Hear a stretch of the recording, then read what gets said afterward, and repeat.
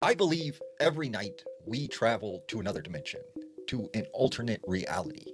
Because you see, when we go to sleep at night and we have dreams, think about those dreams, right? We see these places that are very similar to places that we know, but they are different, right? There's extra rooms. Sometimes the houses are bigger, they're nicer.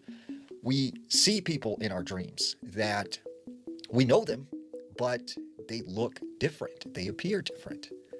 So I think when we go to sleep and we have dreams, we are subconsciously traveling to another dimension of space and time.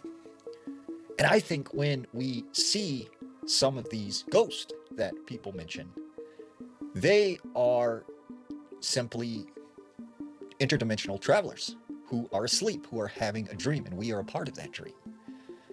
And they are able to physically interact with our dimension of space and time.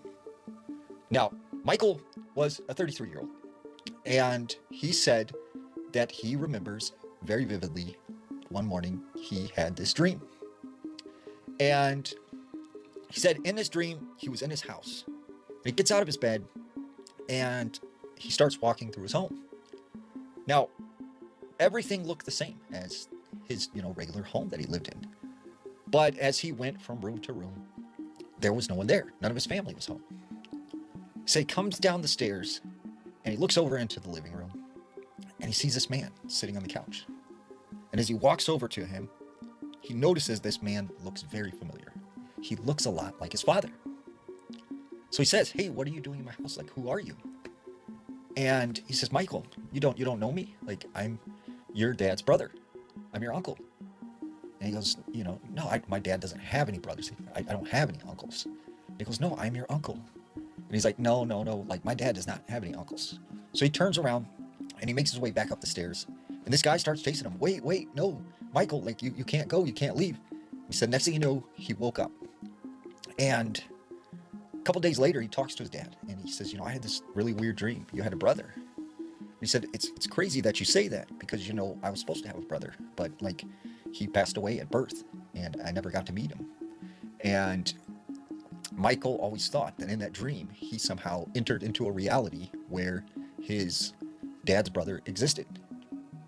So another man, Robbie, 48, right? He says, one night he's asleep and he has this very vivid dream.